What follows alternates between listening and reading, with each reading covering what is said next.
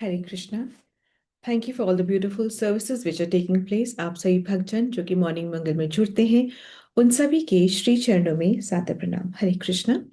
Let's move on to Srimad Bhagavatam reading and understanding. Let's begin with the prayer service first. Hare Krishna. दंडवत प्रणाम माता जी, सभी को दंडवत प्रणाम। ओम नमो भगवते वासुदेवाय। ओम नमो भगवते वासुदेवाय। ओम नमो भगवते वासुदेवाय। नारायणं नमस्कृत्यं नरं चैव नरोत्तमं देवीं सरस्वती व्यासं ततो जयमुदीरयेत्। नष्टप्रायेषु भद्रेषु नित्यं भागवत सेवया भगवत उत्तम श्लोके भक्ति भवति नैष्टिकी। कृष्णाय वासुदेवाय देवकी नंदनाय च नंद गोप कुमाराय गोविंदाय नमो नमः। गोविंदाय नमो नमः। गोविंदाय नमो नमः। हरे कृष्णा। सभी को दंड प्रणाम। थैंक यू फॉर सेवा। हरे कृष्णा। हरे कृष्ण। धन्य प्रणाम। ओके, सो हम श्रीमद् भागवतम का कैंटो 1 और चैप्टर 17 पे हैं। और हम अभी जो सीन बना हुआ है वो ये है कि परीक्षित महाराज हैं और वो देख रहे हैं कि एक राजा के रूप में कोई है। और वो कौन है? राजा के रूप में कौन है? वो कली स्वयं है। और फिर देख रहे हैं कि एक बैल है जो कि दुखी है, और वो अपने 3 पांव पे को खो करके एक पांव पे खड़ा हुआ है, वो ये देख रहे हैं। और गाय को देख रहे हैं, वो भी दुखी है। तो ये जो बैल है वो किसका प्रतीक है? जैसे कि राजा जो है वो कली का प्रतीक है, वैसे ही जो बैल है वो किसका प्रतीक है? धर्म। धर्म। ऐसे ही जो गाय है वो किसका प्रतीक है? पृथ्वी। और पृथ्वी। बिल्कुल बिल्कुल ठीक है ना? तो बैल जो अपने 4 पांव पे खड़ा होना चाहिए था, वो 4 पांव कौन से हैं? वो सत- 4। सत्य, तपस, दया और शौच। बिल्कुल ठीक। तप, दया, शौच और सत्य, ये। और अभी एक ही पांव बचा है, वो कौन सा पांव बचा है? सत्य। सत्य का पांव बचा है। ठीक है, ये हम बिल्कुल बहुत अच्छे से इस बात को समझ पा रहे हैं कि ना धर्म 4 स्तंभ पे है। कोई भी धर्म जिसको भी आप मान रहे हैं, जो कि प्रमाणिक धर्म है, हर धर्म के ये 4 स्तंभ है ही है। इसमें कोई भी डिस्प्यूट है नहीं। बाकी अगर वो 4 स्तंभ पे नहीं है तो फिर वो धर्म भी नहीं है। ठीक है। अब ये जो किस वजह से ये जो 3 पैर हैं उसके कट गए हैं, अधर्म की वजह से उसके जो 3 पैर हैं वो कट गए हैं। वो कौन से अधर्म है? एक तो अभिमान, गर्व हो गया है। एक क्या है? आसक्ति, आसक्ति हो गई है। और एक क्या है? मद। मद मतलब एक नशे में जो रहने की जो प्रवृत्ति हो गई है।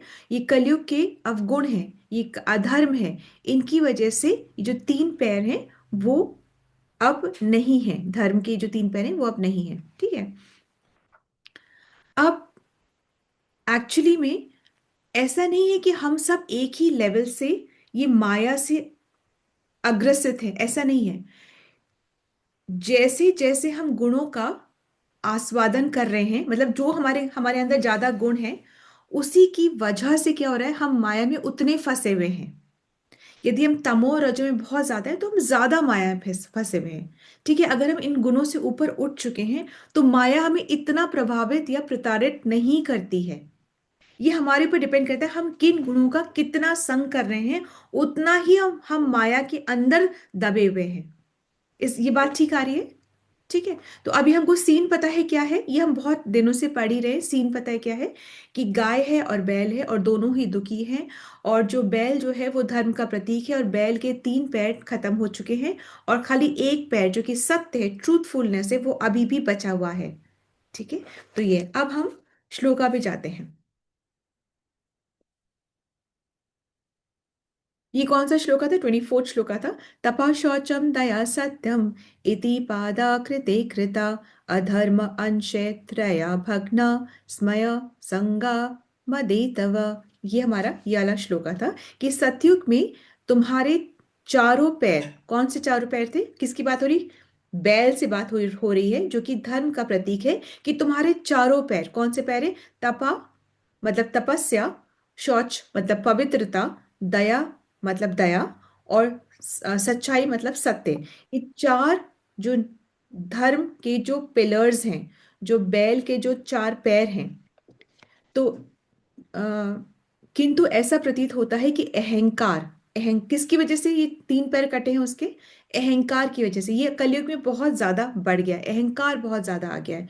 काम वासना तथा, काम वासना मतलब आसक्ति, मतलब स्त्री संग, ये अपनी खुद की पत्नी का संग करना, और वो भी इसलिए संग करना कि एक ऐसे वंश की उत्पत्ति हो जो कि भगवत प्राप्ति कर सकता है। तो वो सही है, गलत नहीं है वो। परंतु यूं ही काम वासना के लिए आसक्ति या स्त्री संग वो गलत है, ठीक है। नशे के रूप में सर्वत्र व्याप्त अधर्म के कारण तुम्हारे तीन पैर टूट चुके हैं। किसके द्वारा तीन पैर टूटे टूटे हैं? अहंकार, आसक्ति, मद। अहंकार, आसक्ति और मद की वजह से ये टूट गए। अब हम 25th, ये हमारा एक रिकैप था।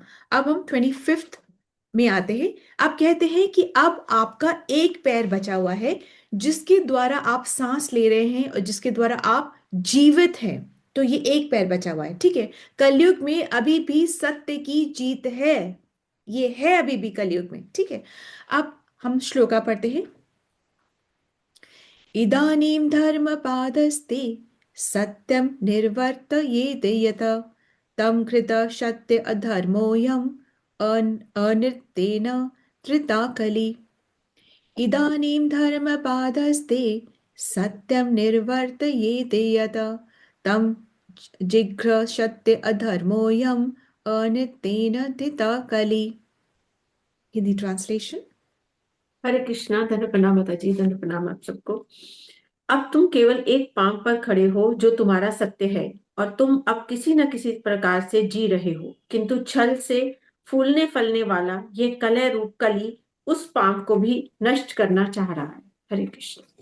माता जी, इदानीम धर्म पादस्ते, इदानी मतलब इस समय तुम्हारा, किससे बात हो रही? धर्म से। कि हे धर्म, इस समय तुम्हारा पादस्ते, तुम्हारा हे धर्म, आपका सत्य रूप चरण बचा हुआ है। जो सत्य वाला जो चरण है, सिर्फ वो बचा हुआ है, जिसके द्वारा आप जीवित हैं, मतलब कि आप सरवाइव कर रहे हैं।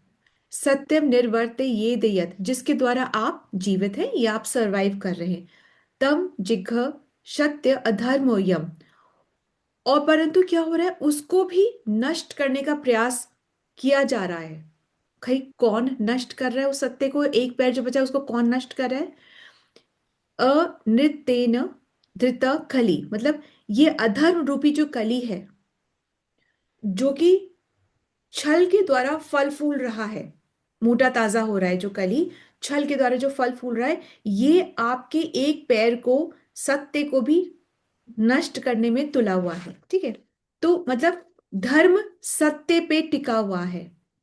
तो अगर हमें कलयुग में बच के रहना है, तो हमारा एक शॉर्टकट का रास्ता ये है कि हम सत्य के संग में रहे।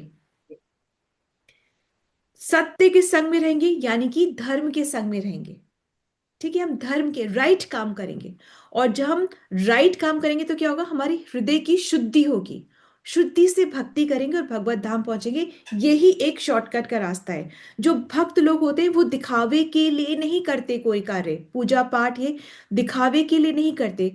भक्त जो होते हैं झूठ पर, ढोंग पर, या बिना श्रद्धा के या आडंबर के, या कहना चाहिए लिप सर्विस, मतलब बोलने के लिए बोल रहे हैं परंतु करने के लिए नहीं कर रहे हैं, ऐसा भक्तजन नहीं करते। वो सच के संग में है। इससे क्या होता है? हृदय की शुद्धि होती है, और हृदय की शुद्धि के बाद ही हम भक्ति कर पाते हैं। और एक्चुअली में यही सार भी है, यही मोटा मोटी यही सार है, ठीक है। हृदय शुद्धि मतलब क्या होता है? हृदय में भगवान के प्रति प्रेम प्राप्त होना, ये हृदय शुद्धि होती है। ठीक है। अब लोग जो है इतना पूजा पाठ, ये सब रिचुअल्स, परंपरा, रिचुअल्स, ये सब जो कर रहे हैं, परंतु वो इंटेलिजेंट नहीं बन रहे हैं। परंतु वो इंटेलिजेंट नहीं बन रहे हैं। उनको ये समझ में नहीं आ रहा है कि क्या राइट तरीका है करने का, जीवन जीने का क्या राइट है। वो इंटेलिजेंट नहीं हो रहे, वो बुद्धिमान नहीं हो रहे। क्यों नहीं हो रहे? कर तो सब ऐसा थोड़ी ना है कि खाली हम ही लोग कर रहे हैं, बाकी लोग कोई कुछ कर ही नहीं रहे। नहीं, बहुत कुछ। कोई सिर्फ आडंबर के लिए कर रहा है कि भाई सोशल प्रेजेंस होनी चाहिए। कोई सिर्फ अपने नाम के लिए कर रहा है। कोई हाँ चलो ठीक है, हमारा होता आ रहा है तो हम करते जा रहे हैं, उसके लिए कर रहा है। पर ये कहाँ से पता चला कि intelligence,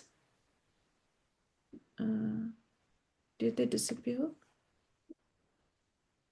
Hare Krishna. Question for the later. Did the three stamps of religion, tapasya, compassion, and pious, did they disappear at the start of the Kali Yuga, or did they deteriorate in Satya Treta? Okay, yes, प्रभु। ये पूछ रहे हैं कि ये अभी हुआ है क्या? ये तीनों पैर अभी कटे हैं क्या, कि ये पहले से कट रहे हैं? तो सतयुग में ये चारों पैर थे। उसके बाद जो समय आया उसमें 1/4 पैर कटे, फिर आधे पैर कट गए, और अब सिर्फ 1/4 पे टिका हुआ है। अब सिर्फ धर्म जो है वो एक ही पैर पे टिका हुआ है, और वो पैर है सत्य का पैर। सत्य की जीत होती है। ठीक है, तो एक ही पैर पे टिका है। इज दैट ओके प्रभु? प्रभु जी, is that fine? Okay, should be fine. तो अब क्या है कि लोग इतना कुछ करते हैं, परंतु क्या हो रहा है, बुद्धिमान नहीं बन रहे, वो ट्रांसफॉर्मेशन नहीं आ रही है। क्यों नहीं आ रही? क्योंकि वो सत्य का आश्रय नहीं ले रहे। सत्य यानी धर्म का वो आश्रय नहीं ले रहे। अब यहाँ पे दो चीजें समझने के लिए बहुत ज्यादा इंपॉर्टेंट है, कि धर्म जो है वो सत्य की वजह से जी पा रहा है ना, एक ही पैर पे है, वो सत्य का पैर है। तो धर्म जो है वो सत्य की वजह से जी पा रहा है, और इसी वजह से जो व्यक्ति सत्य को अपनाता है वो ही धर्म को भी प्राप्त करता है, वो ही भगवत धाम को भी प्राप्त कर पा सकता है। कौन? जो सत्य पे है, क्योंकि सत्य पर जो है वो ही धर्म को अपना सकता है, क्योंकि धर्म सत्य पर ही टिका है। Is that okay?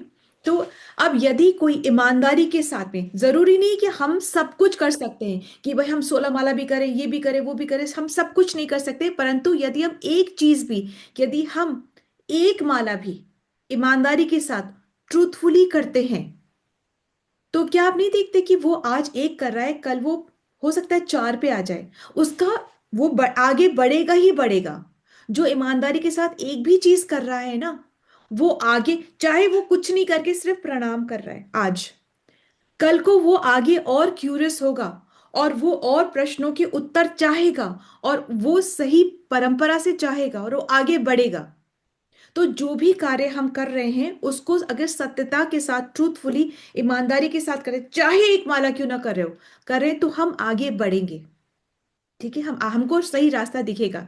तो जो ऐसे कर रहे हैं, जो सत्यता पे है, उसके पास तपस्या भी है, उसके पास शुद्धता भी है, उसके पास दया और कंपैशन भी है। और जो सत्य का आश्रय नहीं ले रहा है, वो धर्म का पालन भी नहीं कर सकता है, क्योंकि वो सिर्फ आडंबर कर रहा है, वो सिर्फ लिप सर्विस कर रहा है, उसके अंदर ट्रांसफॉर्मेशन नहीं आ रही है। ठीक है, फिर वो भगवान को जान भी नहीं पा सकता है। अब जिसका, जो भक्ति अल्टीरियर मोटिव से कर रहा है कि ये हो जाए तो, वो हो जाए तो, इसके लिए, तो उसका क्या होगा? उसका क्या होगा? उसका भी होगा, परंतु थोड़ा टाइम लगेगा, क्योंकि जो उसने इच्छा की है, वो इच्छा की तो प्राप्ति उसको होगी। उसके बाद वो इच्छा उसकी फिल्टर हो पाएगी, और फिर वो आगे बढ़ेगा, और फिर उसका ऐसा नेचर होगा कि अब उसको ईर्ष्या नहीं होती, गॉसिप पे इंटरेस्ट नहीं आता, ये बहुत एक जगत पे इंटरेस्ट नहीं आता, और वो भगवत प्राप्ति के लिए आगे बढ़ता है, अपनी जिम्मेदारियों को निभाते हुए। ठीक है, अपनी ड्यूटीज को पूरा करते हुए अब आगे वो बढ़ता है। तो जिसका अल्टीरियर मोटिव है, उसके साथ भी अगर वो भक्ति कर रहा है, तो शुद्धिकरण होगा, पर थोड़ा ज्यादा समय लगता है। ठीक है, तो बेसिकली जो ट्रेनिंग होनी चाहिए वो किसके लिए होनी चाहिए? जो भी ट्रेनिंग होनी चाहिए, चाहे अपने घर में कोई ट्रेनिंग दे रहे हैं, चाहे इस ग्रुप की ट्रेनिंग दे रहे हैं, कि सिंसियरिटी के साथ भक्ति करनी है। और आप देखो कि अपने ग्रुप का नाम क्या है, सिंसियर डिवोशन। ठीक है, बाय चांस ऐसे कोई बहुत सोच के ज्ञान के साथ ये नाम नहीं रखा गया था। ठीक है, तो बेसिक ट्रेनिंग क्या होनी चाहिए कि आप जो भी करें उसको सच्चाई और ईमानदारी के साथ करें, चाहे कितना भी कम क्यों ना करें। That is not the matter. Matter ये है कि ईमानदारी के साथ में उसे करें। ठीक है, अब किसी भी जो भी प्रामाणिक धर्म है, चाहे वो इस्लाम हो चाहे वो क्रिश्चियनिटी हो, वो इन्हीं चार पैरों पे खड़ा हुआ है, इन्हीं चार पिलर्स पे खड़ा हुआ है। कौन से चार पिलर्स हैं वो? तप, शौच, दया और सत्य। ये आपको पता है, इसलिए मैंने वापस से रिपीट करा। ठीक है, सत्य कहाँ पर नष्ट होता है, सत्य कहाँ पे खत्म होता है? जहां पर झूठ होता है, जहां पे छल कपट धोखा लोभ होता है।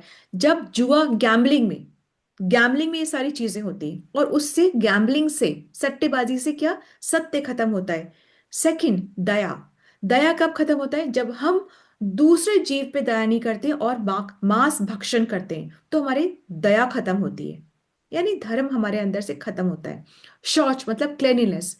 क्लेanलीनेस बोथ बॉडी और माइंड की क्लेanलीनेस, दोनों की ही क्लेanलीनेस चाहिए। इसको आज आने वाले चैप्टर्स में इसको और अच्छे से विस्तार से समझेंगे। और तपा। तपा मतलब क्या है? जब हम होश में होंगे ही नहीं तो हम तप कैसे करेंगे? तो मतलब जब हम इंटॉक्सिकेशन में होते हैं तो हम तपस्या नहीं कर सकते।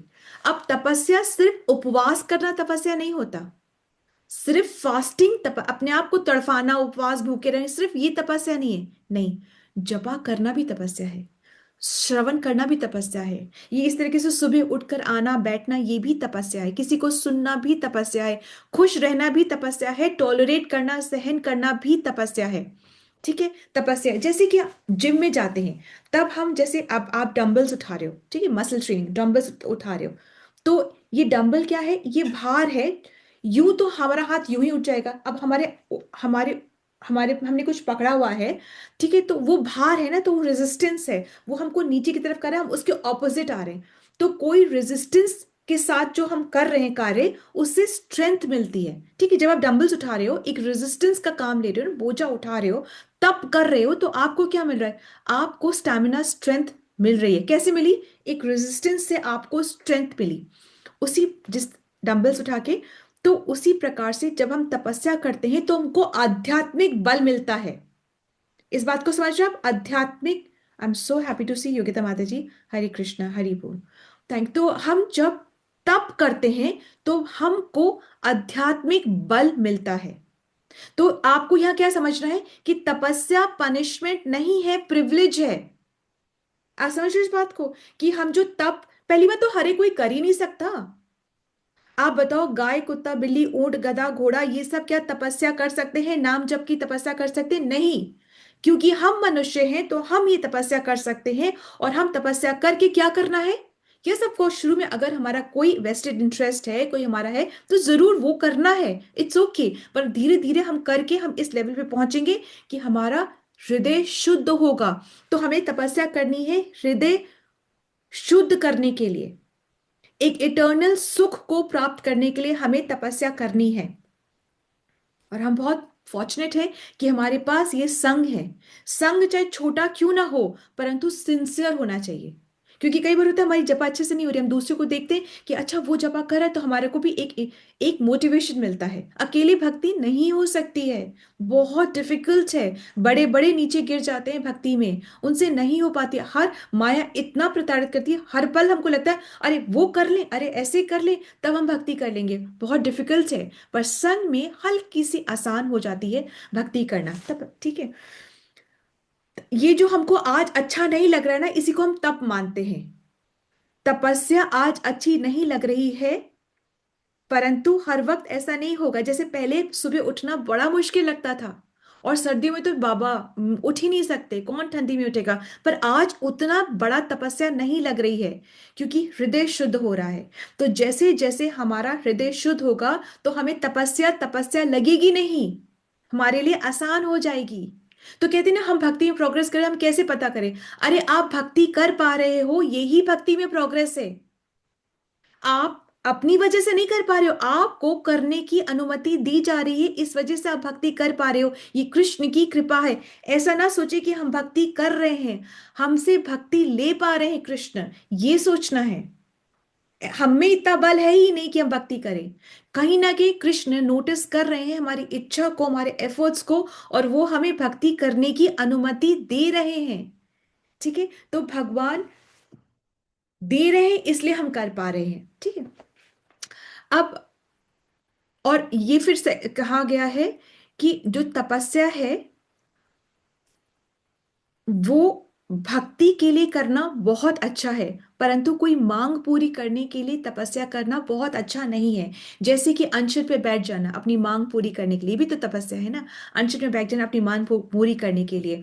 एकादशी की फास्टिंग के लिए कहते हैं तो कहते हैं कि हम नहीं कर सकते, हमसे भूखा नहीं रहा जा सकता। और वही वेट रिडक्शन के लिए अगर न्यूट्रिशनिस्ट कह देती है कि आपको भूखा रहना है तो हम रह लेंगे। तो ये तप उतना श्रेष्ठ नहीं है, पर वो तप बहुत श्रेष्ठ है। इस बात को हमें समझना है, हमको सोचना है, सोचना है, थिंक थिंक कि इस तप से क्या मेरी भक्ति आगे बढ़ रही है, क्या मुझे आत्म साक्षात्कार हो रहा है, क्या मैं सेल्फ रियलाइजेशन की मोड में जा रहा हूं इस तपस्या से। तो इसलिए हमें बिल्कुल भी इस बात को निग्लेक्ट नहीं करना है कि श्रवण से, कीर्तन से हमारा हृदय शुद्ध होगा और हम भक्ति कर पाएंगे।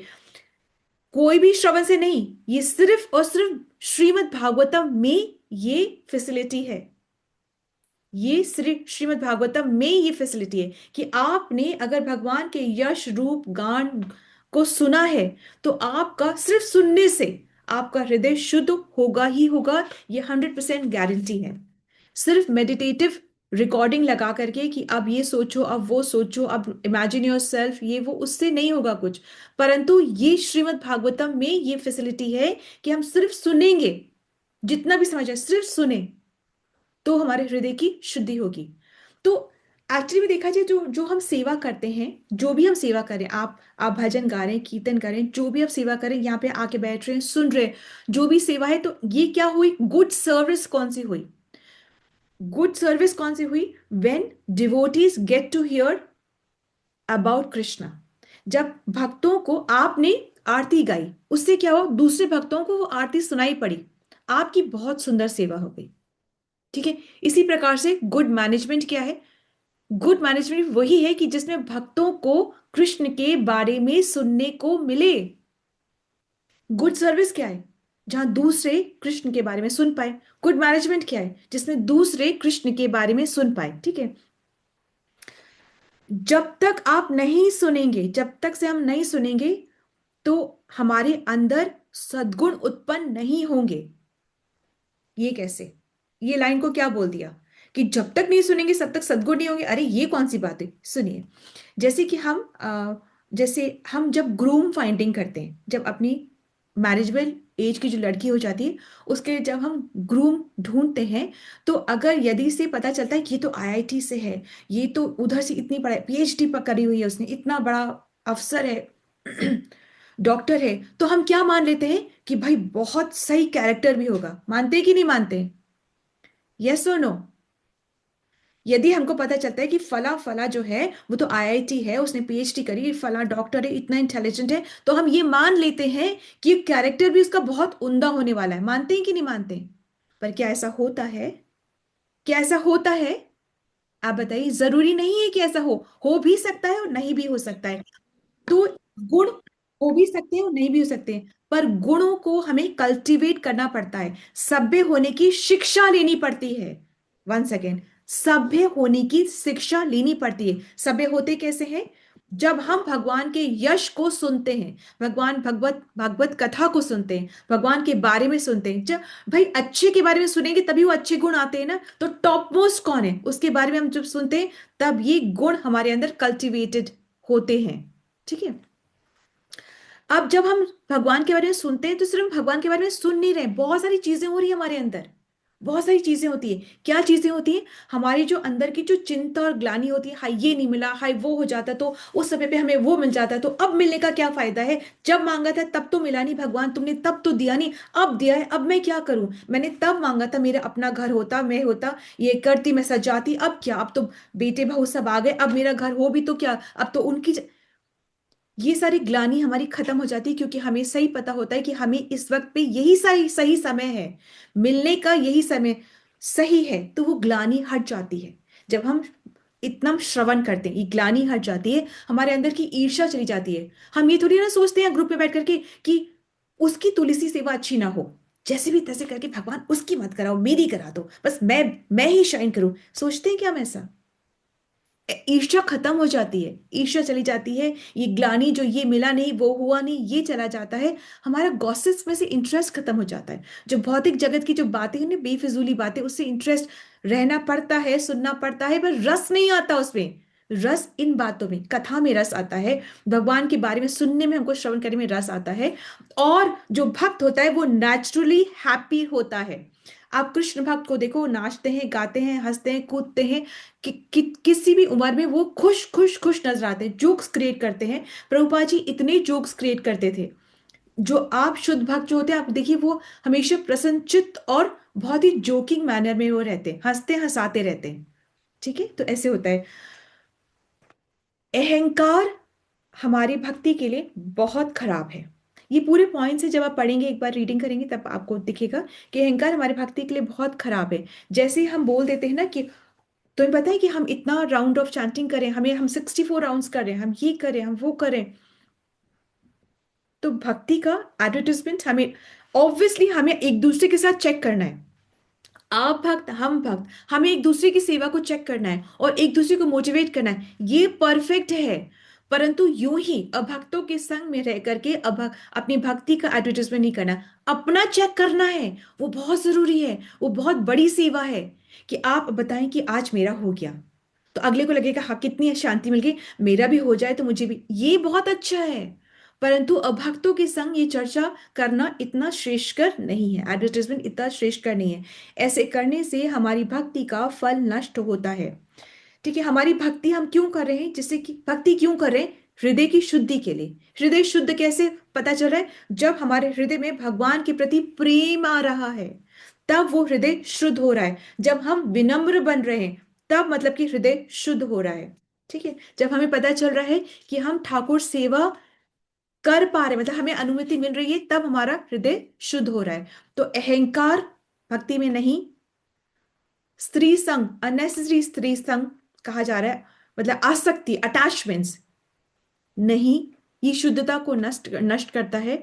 और नशा या मद नहीं, हिंसा नहीं, तो क्या चाहिए? दया चाहिए। ठीक है, देखा है कि जब कोई नशे में होता है, तो वो ड्रामा तो कर सकता है, परंतु सही मायने में वो दया, सही मायने में वो धर्म नहीं कर सकता। वो उसका एक वक्त का फेज होता है जब वो नशे में होता है। ठीक है, ड्रामा हो सकता है, पर एक्चुअली धर्म के कार्य नहीं हो सकते। ठीक है, अब हम जाते हैं 26 श्लोका में। इयं च भूमिर्भव भगवता न्यासीतोरुभरा सती श्रीमद्भिस्तत पद्न्यासे सर्वतः कृतकौतुका। इयं च भूमिर्भगवता न्यासीतोरुभरा सती श्रीमद्भिस्तत् पद्न्यासे सर्वतः कृतकौतुका। यस माता जी। निश्चय ही पृथ्वी का बोझ श्री भगवान द्वारा तथा अन्य अवतारों द्वारा भी कम किया गया था। जब वे अवतार के रूप में विद्यमान थे, तब उनके शुभ पद चिन्हों द्वारा समस्त कल्याण संपन्न होता था। हरे कृष्णा। तो अभी तक बैल की दुर्दशा बताई जा रही थी, अब से पृथ्वी की दुर्दशा बताई जाएगी। तो पृथ्वी का क्या बता रहे हैं कि पृथ्वी सौभाग्यशाली भी थी। जब भगवान ने स्वयं अवतरित होकर के, जब पृथ्वी का बोझ भगवान को हरना था, तो वो खुद अवतरित हुए थे, तो उसके उनके पद चिन्हों से पृथ्वी सौभाग्यशाली भी हुई थी। और हमने पहले पढ़ा भी है कि जब युधिष्ठिर महाराज थे, तो अन्न होता था, वर्षा समय पे होती थी, सब बहुत सुखी थे, ये सब चल रहा था। तो पृथ्वी सौभाग्यशाली भी थी। कब थी, कैसे थी? जब भगवान के स्वयं के पद चिन्ह जब पड़े थे पृथ्वी पर, तो सौभाग्यशाली भी थी। ठीक है, तो ये बहुत इजी था। अब 27 पे हम आ जाते हैं। शौचत्तिक अश्रु कला साध्वी, दुर्भगे भोजिता सती, अभ्रमान्य नृपा व्याजा, शूद्रा भोक्ष्यन्ति मामिति। शौचत्य अश्रु कला साध्वी, दुर्भगे भोजिता सती, अभ्रमान्य नृपा व्याजा, शूद्रा भोक्ष्यन्ति मामिति। यस माता जी। इस प्रकार एक साथ 1000 शत्रुओं से अकेले लड़ सकने वाले महाराज परीक्षित ने धर्म तथा पृथ्वी को सांत्वना दी। तब उन्होंने समस्त अधर्म के कारण साक्षात कली को मारने हेतु अपनी तेज तलवार निकाल ली। ठीक। हरे कृष्ण। शौचत्ते अश्रु कला साध्वी। अब भूदेवी जो है वो शोक कर रही है। दुर्भगे भोजता सती। भ्रम किस लिए शोक कर रही है? क्या उसको क्या दुख माता हो? जी वो संध्या माता जी ने दूसरा श्लोक का ये पढ़ा है हाँ क्या? जी, मीनिंग 28 का रीड कर लिया। 28 का पढ़ा है मीनिंग। मुझे अच्छा ठीक है माता जी, 27 का पढ़ लीजिए माता जी। अब यह सती दुर्भाग्यवश श्री भगवान द्वारा परित्यक्त होने के कारण अपने नेत्रों में अश्रु भरकर अपने भविष्य भाग्य के लिए शोक कर रही है, क्योंकि अब वह शासक जैसा स्वांग करने वाले निम्न जाति के पुरुषों द्वारा शासित तथा भोग्य है। ठीक है माता जी। अब ये सती, यहाँ पे सती किसको कहा जा रहा है? यहाँ पे भूदेवी साध्वी, मतलब भूदेवी को सती कहा जा रहा है। कि अब ये सती दुर्भाग्यवश, सौभाग्य था ऐसा बात नहीं कि हमेशा से दुर्भाग्य, सौभाग्य था, पर अब वो रो रही है अपने दुर्भाग्य पर। क्या भाई, क्या बात हो गई भाई, क्या बात है? कि वो रो रही है, नेत्रों में अश्रु भरकर अपने भाग्य के लिए शोक कर रही है। क्योंकि वह, क्योंकि अब वह शासक के जैसा स्वांग, स्वांग मतलब क्या? मतलब झूठ पर, झूठ के प्रोपोगेंडा करने वाले राजाओं द्वारा अब उसका शोषण होगा। मतलब कि अ, स्वांग मतलब मतलब कहना के मतलब यहाँ यहाँ पे ये है कि अब जो अधर्मी शासन होगा, अधर्मी शासन मतलब कि वो धर्म परायण नहीं है। जो राजा बनेंगे वो धर्म को इतना फॉलो नहीं कर रहे हैं, और जो धर्म को इतना फॉलो नहीं कर रहे हैं और वो जब रूल करेंगे तो धरती दुखी हो रही है, आंसुओं से रो रही है, क्योंकि वो कह रही है कि जो मेरा शोषण होगा। कैसे शोषण होगा? पृथ्वी का कैसे शोषण होगा? पृथ्वी के जो पुत्र हैं, यानी कि जो वन है, फॉरेस्ट है, नदी है, गाय है, अन्न है, इन सब का शोषण होगा। मतलब अननेसेसरी ब्रूटल यूज होगा। इसलिए वो रो रही है कि अब ऐसे राजा लोग आएंगे जो कि धर्म परायण नहीं है, और फिर मेरा शोषण, इस तरीके से मेरा शोषण होगा। अब यहां पे कुछ ऐसी बात है कि राजा परीक्षित ने ये देख लिया कि ये धर्म है, जबकि वो था कौन? बैल। राजा परीक्षित ने ये देख लिया कि ये पृथ्वी है, जबकि वो थी कौन? गाय। क्या इन लोगों ने बताया कि आई एम काउ, या मैं बैल हूं? उन लोगों ने बताया था? उन लोगों ने बताया था क्या? नहीं, उन लोगों ने नहीं बताया। पर फिर भी परीक्षित महाराज को देख करके, ऑब्जर्व करके ये ठीक पता चल गया कि ये जो है साधारण जीव नहीं है। ये जो बैल है वो धर्म है, ये जो गाय है वो कौन है? वो पृथ्वी है। और अब वो दुखी है अंदर से, ये भी पता चल गया कि वो दुखी है। बिना बताए ये पता चल गया कि वो दुखी है। उन्होंने नहीं कहा था कि मैं पृथ्वी हूं, मैं धर्म हूं। अब यहां पर दो तीन अंडरस्टैंडिंग बहुत ज्यादा इंपॉर्टेंट है।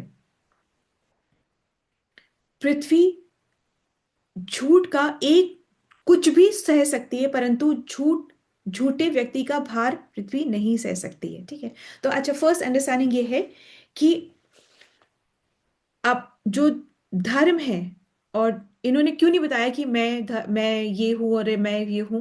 क्योंकि अपने गुणों का प्रचार नहीं करना चाहिए, अपनी महिमा का स्वयं से, ये वैष्णव एटिकेट्स हैं कि अपनी महिमा का, अपनी गुणों का प्रचार यूं ही नहीं करना चाहिए।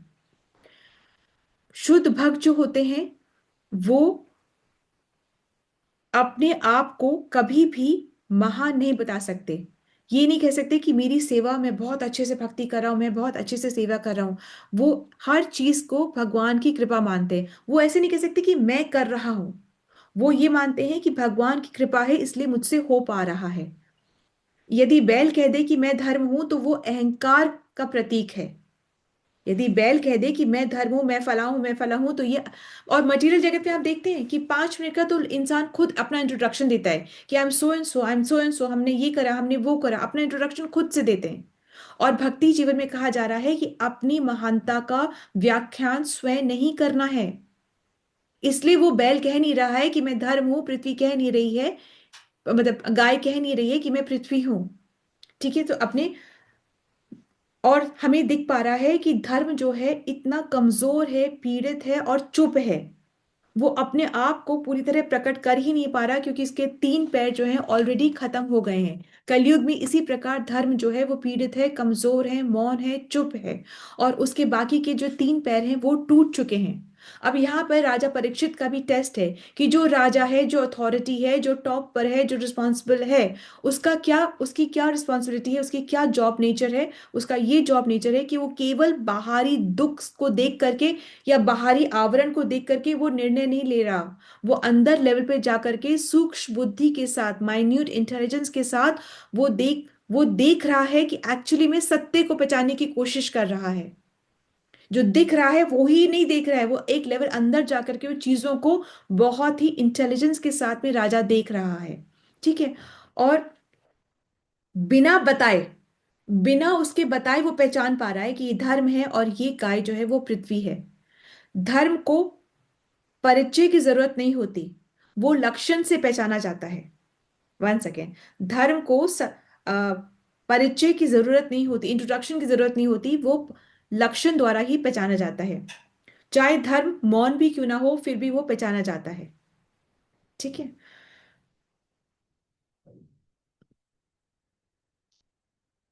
वैष्णव एटिकेट या वैष्णव कल्चर क्या होता है, जो कि बैल और गाय दोनों हैं। वो दिखा रहे हैं कि वैष्णव एटिकेट और वैष्णव कल्चर क्या होता है कि खुद से दोष तो बताते हैं पर दोषी का नाम नहीं ले रहे। वो बता रहे हैं कि इस वजह से मैं दुखी हूं।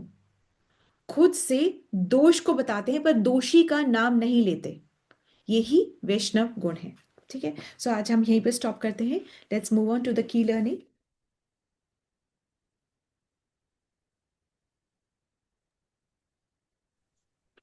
हरे कृष्ण। दंडवत प्रणाम माता जी। कलयुग में धर्म मात्र सत्य पर टिका है और सत्य से ही प्रभु आराधना और तपस्या संभव है और तपस्या भी प्रभु कृपा से संभव है। हरे कृष्ण। नाइस धन्यवाद। जी, तो ये बिल्कुल बेसिक सार और बहुत सुंदर तरीके से आपने बताया। वेरी वेरी नाइस माता जी। हरे कृष्णा। श्री प्रभुपाद की जय, श्री व्यास देव की जय। आप सभी भक्तजन की जय जो इतने सुंदर तरीके से श्रवण करते हैं, आप सब की जय। Hare Krishna. Thank you so much. So let's move on to Mangal Dhwani. Hare Krishna. Mangal Dhwani. जय ओम विष्णु पादाय divine grace A C Bhakti Vedanta स्वामी श्रीला प्रभुपाद जी की जय। शील भक्ति सिद्धांत सरस्वती ठाकुर गोस्वामी महाराज जी की जय। अनंत कोटि वैष्णव वृंद की जय। नामाचार्य श्रीला हरिदास ठाकुर की जय। श्री श्री राधा माधव की जय। श्री पंच तत्व की जय। श्री जगन्नाथ बलदेव सुभद्रा की जय। श्री प्रहलाद नरसिंह भगवान की जय। श्री तुलसी महारानी की जय। श्री पतित पावन गौर निताय की जय। श्री गौर निताय प्रेमानंद हरि हरि बोल। All glories to assembled devotees, Hari Hari बोल। श्री गुरु और गौरांगा की जय, हरि हरि बोल। श्रीला प्रभुपाद जी की जय, हरि हरि बोल। प्रेम से कहो श्री कृष्ण चैतन्य प्रभु नित्यानंदा श्री अद्वैत गदाधारी शिव सदादि गौर भक्त वृंदा की जय। राधा कृष्ण गोप गोपीनाथ राधा कुंड श्याम कुंड गिरी गोवर्धन वृक्ष भूमि वृंदावन धाम चंद्र उदय मायापुर नवदीप धाम की जय। गंगा माई यमुना माई की जय। राम सीता लक्ष्मण हनुमान जी की जय। ट्रांसडेंटल बुक डिस्ट्रीब्यूशन की जय। महाप्रसादम की जय। हरिनाम संकीर्तन की जय। पांचा कल्पतरुभ्यश्च कृपा सिंधुभ्यश्च पतिता नाम पावनेभ्यो वैष्णवेभ्यो नमो नमः। हरे कृष्णा। दंड प्रणाम माता जी। दंड प्रणाम आप सबको। हरे Krishna. All join our hands and pray to Krishna and seek his blessings so that we can all become sincere devotees and do our chanting offenselessly. Hare Krishna. Let's all join our hands and pray to Krishna and seek his blessings to bless all those who are suffering from any kind of ailments to recover faster, so that we can all serve the lotus feet of Krishna with a true heart, complete surrender and sincerity. Hare Krishna. Let's all join our hands and pray to Krishna and seek his blessings for the strength that we need for our spiritual growth. Hare Krishna, Krishna Krishna, Hare Hare, Hare Rama, Rama Rama, Hare Hare. A sincere, let's all fold our hands and sincerely give our gratitude and thanks to Narsimhadev, Shri Krishna, for blessing Yogita Mataji, and she's back to her services. Very happy for that and very grateful for that. So one round for her.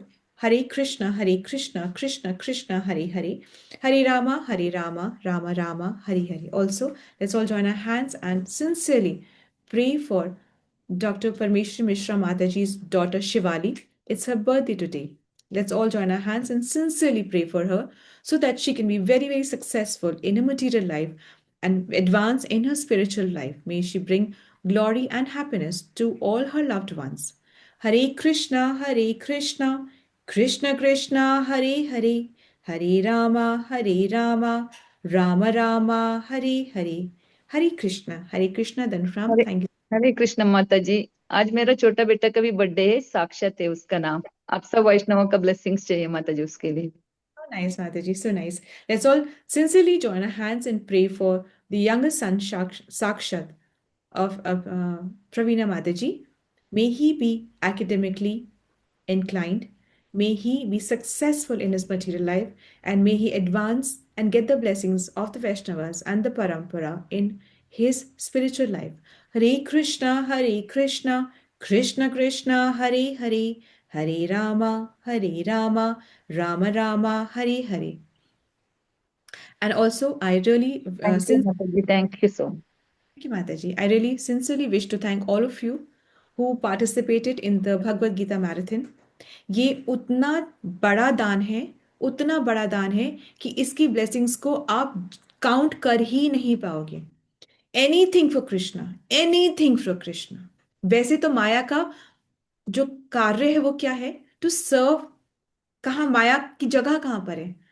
तो माया की जगह कहाँ पर है? विष्णु के चरणों में। उनका कार्य है विष्णु की सेवा। तो माया जो है, जो लक्ष्मी जो है, वो विष्णु की सेवा में ही है।